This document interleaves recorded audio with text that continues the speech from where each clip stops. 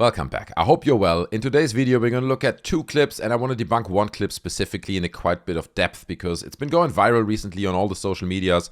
Saw it on Twitter, I saw it on Reddit, I'm sure it was on Facebook as well. And that is a clip of a humanoid creature that has been apparently filmed by hikers in China. So we're going to look at that, and then I will thoroughly debunk this step by step. And bear with me on this one because you won't believe where it's going. There's another layer to it, another layer to it. It's quite a wild story. And then afterwards, for the sake of tradition, we're going to look at a UFO clip as well. Okay, we're going to debunk that separately towards the end of the video. But let's get started with the first clip. As I said, it is called Humanoid Creature Captured on Video by Hikers in China. It is 22 seconds in length. Let's take a look. Doesn't really have audio, just a high frequency beep noise. And there's a reason for it, but check it out. So here's a bunch of hikers filming these mysterious elf-like creatures. It looks like Dobby, right? Is it a Dobby promotional thing for Harry Potter? I don't know. But it certainly looks strange, right? And for an untrained eye, you might be fooled by this and be like, yeah, this is mysterious. I don't know what it is. And that's where the video ends. So it is very, very short. Now there's a few obvious things that we can notice, okay? First of all, it's very blurry footage. And there must be a reason for it. If it's filmed in 2021, as the title suggests, why does it look like it's been filmed with a potato? It has cuts, right? There are cuts in the middle of the film. It's only 22 seconds long, which is strange as well. If you would encounter a creature like that in the woods, why would you stop filming it? Then also, there's a slight difference in sharpness between the creature, especially in these close-up shots, the ones that you see here right now. There's a bit of a difference in sharpness between the creature and the background. The frames per second don't really match up. I mean, this is all stuff that you see if you're very familiar with CGI technology. But the whole thing, the comping, as they call it, like the composition between the background and the creature, is not perfectly matched. So it's pretty clear that this is CGI, okay? But I wanted to know where it comes from, because one thing that struck me is that they did a pretty good job of blending the creature in with its environment, right? Like it walks behind these branches and stuff, and that's very well done, right? Like the way it disappears behind the branches, it looks almost real. And this is, when you do CGI, this is quite a lot of work. If you want to key out all these branches and then put something behind it, it's fine when you just a flat image in Photoshop, but if you want to get it as a motion graphic, unless you do the whole thing in CGI, which I don't think this is, and you'll see in a second that it definitely isn't, then that's a lot of work, okay, to key it out. So I was impressed by how the creature moves behind the real objects, but I was less impressed by the comping. Now, I did a bit of research on it, and it's actually quite remarkable. So there's this channel called Erwin Saunders, and Erwin Saunders is not a man that explores the woods in China. He is famous for exploring the woods in the UK, all right? And he has a channel that is actually pretty popular, 436,000 subscribers when I'm recording this video. And he is doing these kind of calm, very relaxing videos where he walks through the woods and then looks for what he calls pixies, okay? Which is, I don't know what it is in terms of like the history of these creatures. But they are, like I said, like elf-like creatures. And he seems to encounter them all over the place. Everywhere he goes, he encounters these little pixies. And as you can see, it's a perfect match, okay? The creature, the style, it's a perfect match. They look exactly like in the other video. So it is fair to assume that whoever did that first video that we just saw edited out scenes from this Erwin Saunders video and then decreased the quality, which is wild to me as well, right? Someone is like, not only do I take it and stretch it, because in the beginning you can see here he is, that's even Erwin Saunders himself. And I think here's the referencing shot on his channel, so you can clearly see the camouflage, backpack, the hat, the hair, everything is a perfect match. So not only did he like decrease the quality of the footage, also he stretched it. So someone went through the effort of not only stealing the content, but also downgrading it and stretching it and just destroying it. All in an effort to hide the truth, to hide some of the details of the creature, so hopefully people fall for it. But obviously on his channel, Erwin Saunders is not saying, dude, this is all CGI, I'm faking this, right? He is kind of playing the theater around it all being real, so you may say, dude, how can you claim it's CGI? You can't know that for sure. Maybe he really captures pixies in the woods. I don't know who would say this, but I found this clip on his channel, which is more than clearly CGI, okay? And I'll show you an example why I think that is. So especially this creature on the right-hand side here, the way he moves his arms, it feels completely off. Keep in mind, this is an older video. This video is 5 years old. So at that time, I mean, CGI was pretty far at that time, but it wasn't where it is today. So it is pretty clear that this is CGI. But I'll give you another example and a bit of evidence that without a doubt debunks that CGI. And I mean, you can really see it. The composition between these creatures being augmented over like the real footage of the woods, it just doesn't look really well. It seems slightly off. But I want you to look at this particular scene here. Look at the right leg of this creature. He's gonna move it forward and there will be a shadow under his leg. And the second he moves the leg forward, obviously when a foot or any object would touch the moss underneath, the shadow would be meeting his foot, right? Obviously it would, but look what happens here. Do you see this? He moved his foot forward, and I give you guys a little bit of a slow motion here. So here you see the foot being in the back, then he moves it forward.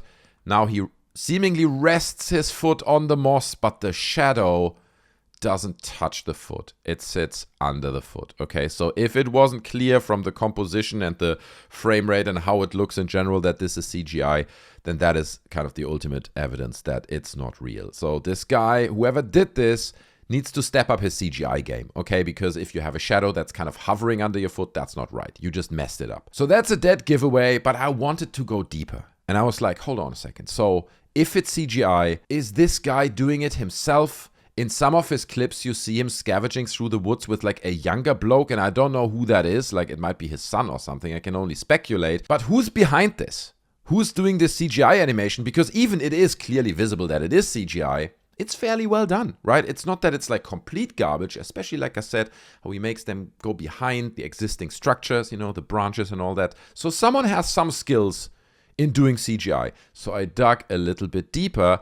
And I found this great video, which is called Erwin Saunders Pixies, Real or CGI, by a channel called Obscure Lodge. Maybe give them a follow, okay, because this guy did a lot of work on it. And he discovered an account on a platform called scoop.it. And this is a platform for digital artists to present their work, to share tutorials and so on. So I tried to go to this link that's up here myself. Unfortunately, this particular site has now been deleted, but luckily it's been captured before it was deleted by Obscure Lodge. And this guy found out that as he went down in this list of CGI artists, he discovered an artist called Paul Smith, okay?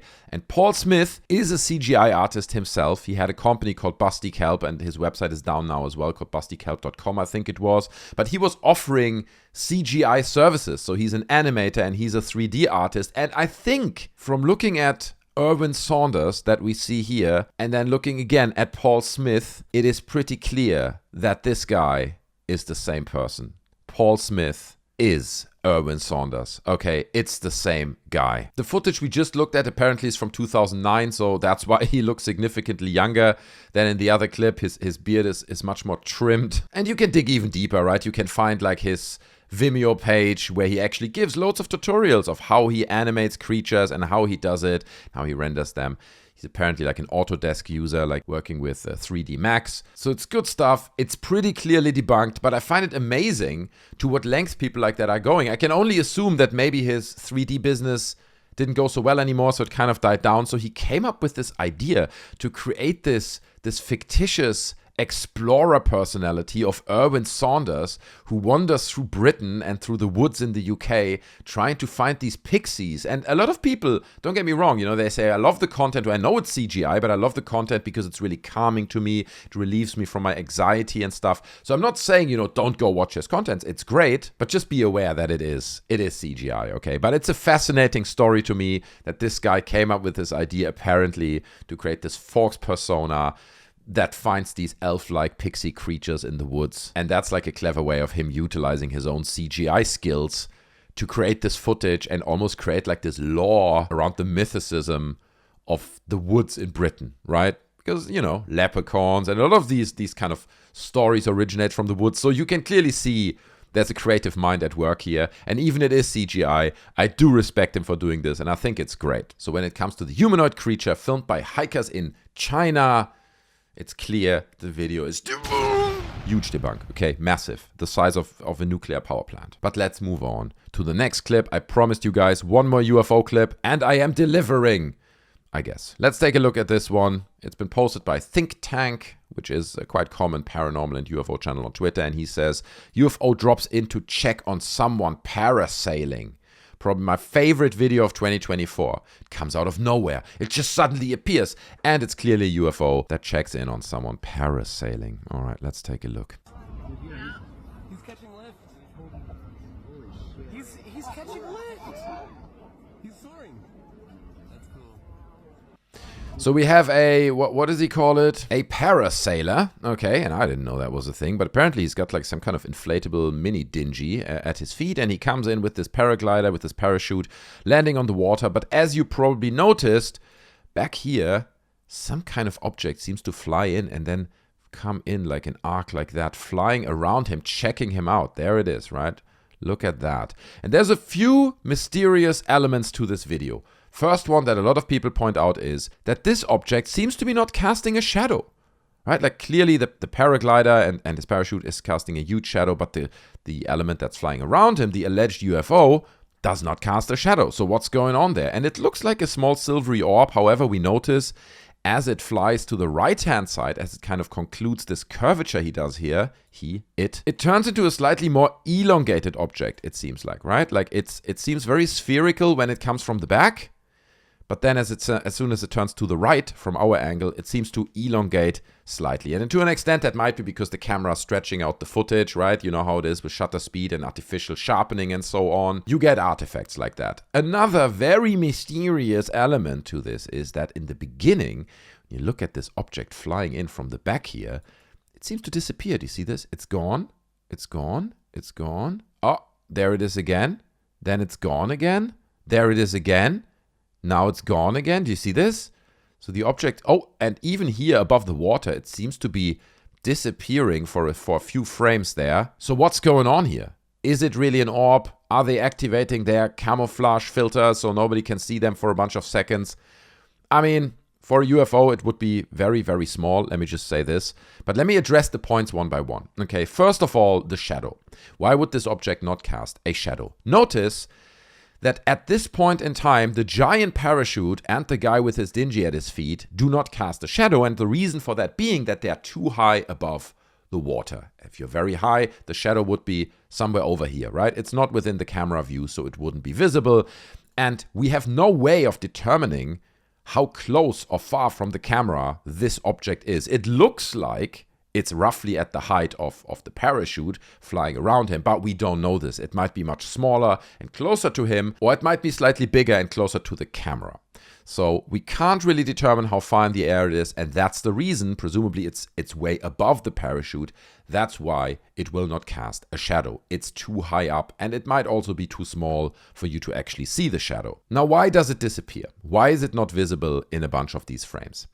The simple answer to that is because of image compression. This has been clearly filmed with some kind of mobile phone, and you can see it up here in this foliage that sits on the edge of this river. The contrast between the light areas and the dark areas is very strong. You see this because there are like light lines sitting in between them, which indicates that a lot of sharpening has happened, which means there's an algorithm in the background that all of us have on our phones that tries to sharpen the image in an effort to make it look better, to make it look more crisp. The downside of that is that sometimes that artificial sharpening reshapes objects, okay? It doesn't capture details, but instead what it does, it simplifies objects into a simpler form. And that's what's happening here. The camera is basically struggling to keep this object in frame, and it struggles to keep it sharp until it gets slightly closer to the camera. And that's also why after this point here, when it goes into the curvature, it is closer to the camera. It doesn't disappear anymore. From here on out, it is completely visible,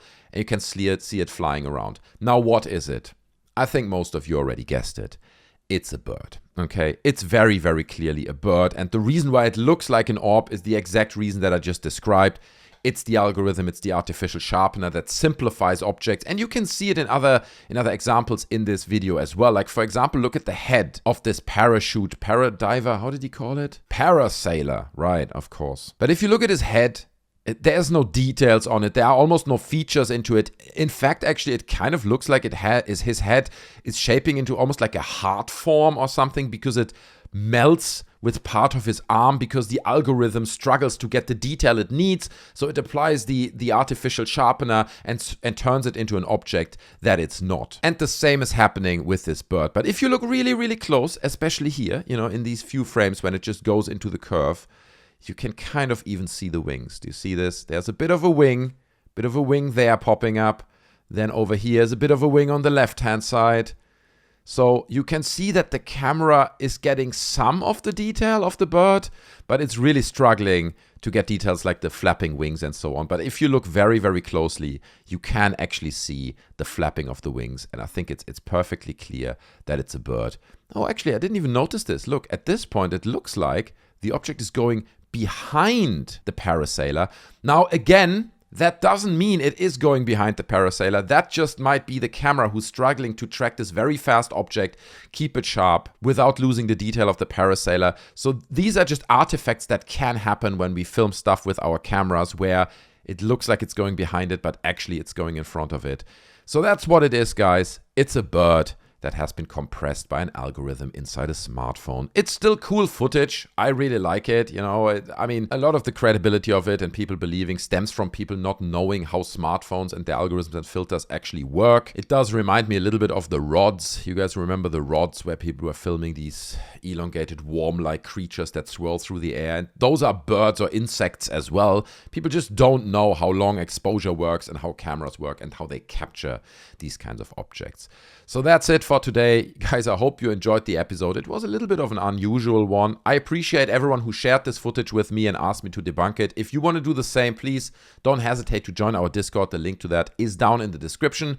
I'm hanging out there. Loads of other people hang out there as well. And that's the place for you to share your clips that you want me to debunk with me. If you enjoyed the clip, don't forget to smash the like button and subscribe on your way out. I'll hope to see you in another video. Take care of yourselves, and I'm out. Bye.